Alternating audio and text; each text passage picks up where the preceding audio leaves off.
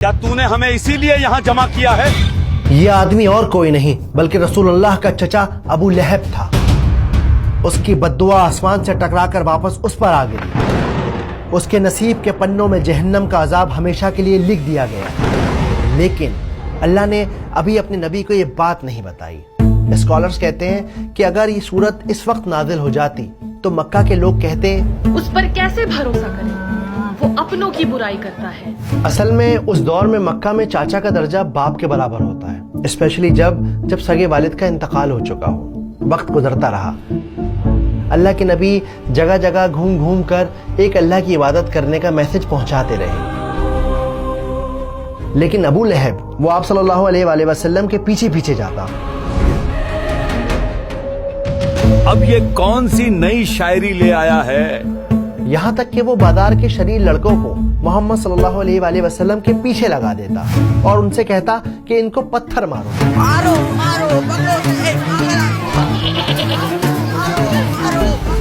لیکن اس کا ظلم یہی نہیں رکا۔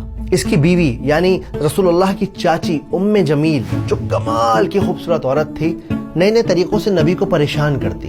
آپ سب تو مکہ کے بڑے سردار ہیں، پھر احمد کا بائیکاٹ کیوں نہیں کرتے؟ صحیح کہا، بائیکاٹ کرو اس کا۔ ہاں بائیکاٹ کرو اس کا۔ صحیح کہا، ہاں بائیکاٹ کرو اس کا۔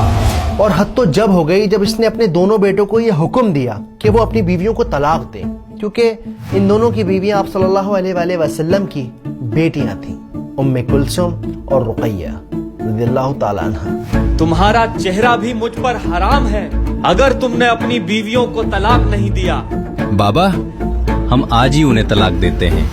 دن شام میں ڈھل گئے، شامیں راتوں میں ڈھل گئیں، لیکن ابو لہب کے ظلم میں کوئی کمی نہ آئی۔ اے مکہ والو، میرے بھتیجا دیوانہ ہو گیا ہے، دیوانہ، اس کی بات مت سننا۔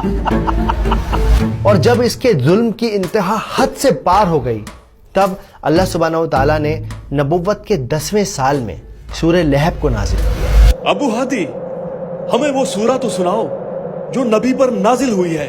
بسم اللہ الرحمن الرحیم۔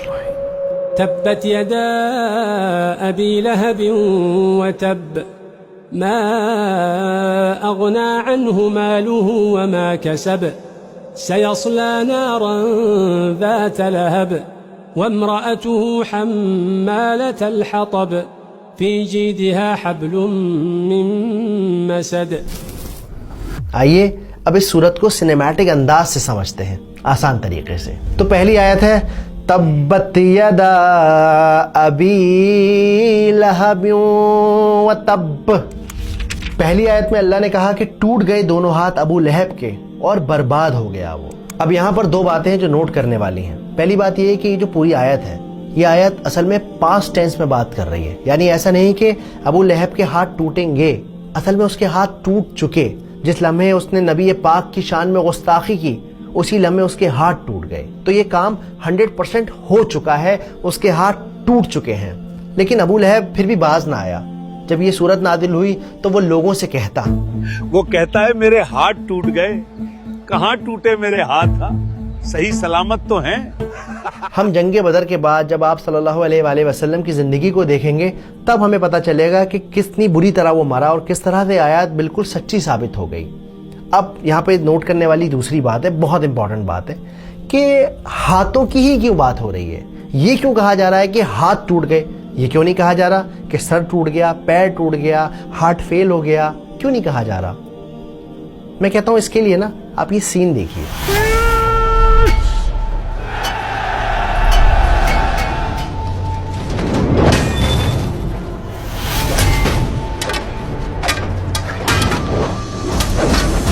چلیے اس سین کو ایک بار پھر سے دیکھتے ہیں۔ اس سین میں آپ نے نوٹس کیا ہوگا کہ کیسے ایک سپاہی نے، ایک فائٹر نے اپنے ہاتھ میں ایک تلوار لی ہوئی ہے اور دوسرے ہاتھ میں خود کو بچانے کے لیے اس کے پاس شیلڈ ہے، ایک ڈھال ہے۔ تو اگر کسی انسان کے دونوں ہاتھ ٹوٹ جائیں گے تو کیا ہوگا؟ نہ تو وہ وار کر سکے گا اور نہ ہی اپنا بچاؤ کر سکے گا۔ تو پھر ان دی اینڈ آپ برباد ہو جاؤ گے، ختم ہو جاؤ گے اور اگلا حملہ پھر آپ ہی کے اوپر ہوگا۔ بالکل اسی طرح ہم ابو لہب کی زندگی میں دیکھتے ہیں، اس کا مال، اس کے بیٹے، اس کے کنیکشن، اس کے تعلقات، اس کی پاور، سب کے سب برباد ہو گئے، کوئی بھی اس کے کام نہیں آیا اور ہم آگے جا کے دیکھتے ہیں کہ جب وہ مرا تو اتنی بری موت مرا، اتنی بری موت مرا کہ کوئی اسے چھونے والا نہیں تھا، کوئی دفنانے والا نہیں تھا. کئی دنوں تک اس کی لاش سڑک پر سڑتی رہی، لوگ پریشان ہوتے رہے، یہاں تک کہ اس کے اپنے لڑکوں نے بھی اسے چھونے سے، گھر میں رکھنے سے منع کر دیا. ارے ابو لہب کے بیٹو، اپنے باپ کی لاش تو ٹھکانے لگاؤ، بدبو سے لوگ الٹی کر رہے ہیں. اب آتے ہیں آیت نمبر 2 پر. ما اغنا عنہ مالہ وما کسب، نہ ہی اس کا کوئی مال اس کے کام آیا، نہ